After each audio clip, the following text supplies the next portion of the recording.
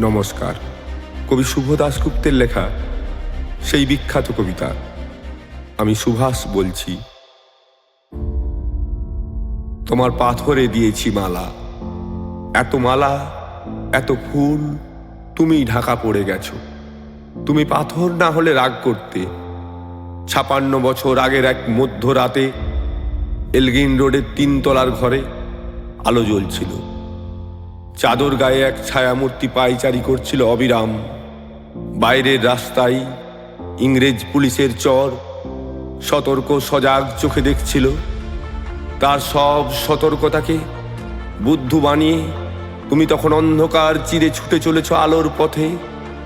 দেশের মানুষ, কাকপক্ষী কেউ টের পায়নি তুমি চলে যাবার পর। ৫৬টা শীত, বর্ষা, গ্রীষ্ম, উধাও, তুমিও সেই থেকে প্রত্যেক জানুয়ারিতে পৃথিবীর এ পাড়া ও পাড়ায় সব মাটিতে তোমার অনশ্বর পায়ের ছাপ, সব রাইফেলে তোমার বুকের বারুদ, সব কুচকাজে তোমার সেনার ছন্দ। পরশ পাথরের মতো স্বাধীনতাকে খুঁজেছে তোমার অন্তরে লুকিয়ে থাকা খেপা। তোমার গন্তব্য ছিল স্বাধীনতা, তোমার পথ ছিল স্বাধীনতা, তোমার স্বপ্ন ছিল স্বাধীনতা, তোমার প্রেম ছিল স্বাধীনতা।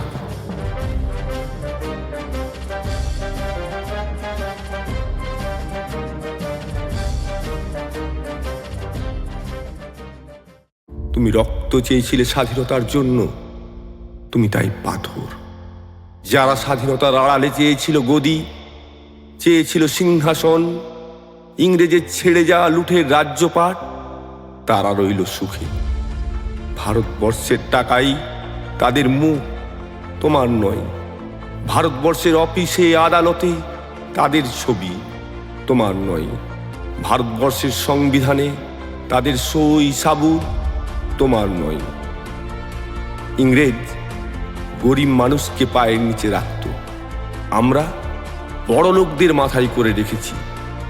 স্মাগলার কিংবা ডাকাতকে জোর হাতে সভাপতির আসনে আহ্বান করেছি। ইংরেজ এদেশের ধন সম্পত্তি লুট করত, আমরা দেশটাকে বেচে দিচ্ছি। ইংরেজ দিয়েছে চাবুক, লাঠি, গুলি, আমরা দিচ্ছি মস্তান, মাফিয়া, নেতা আর বুলি। ইংরেজ দিয়েছে কালাপানি, সেলুলার জেল, আমরা দিয়েছি টিভিতে সুপারহিট মোকাবিলা আর আইনসভায় আয়ারাম গয়ারামের খেল। ৫৬ বছর আগের এক মধ্যরাতে পরাধীন এই দেশ ছেড়ে তুমি চলে গিয়েছিলে স্বাধীন এক স্বদেশে ফিরে আসার স্বপ্ন নিয়ে। তুমি ফিরে আসনি, স্বাধীনতা এসেছে। তার কাঁধে ঝুলি ভরে এসেছে ভোট নামক রাজস্ব যোগ্য, গণতন্ত্র নামক চিরায়ত মাৎসন্যায়, প্রগতি নামক লোক ঠকানো স্ট্যাটিস্টিক্স, সংহতি নামক বিস্ফোরণের চুরমার, ঐতিহ্য নামক মন্দির মসজিদের ঝগড়া, আর আসমুদ্র হিমাচল ভরিয়ে দেয়া ভাষণ, ভাষণ আর ভাষণ। ৫৬ বছর ধরে তুমি পাথর হয়ে আছো।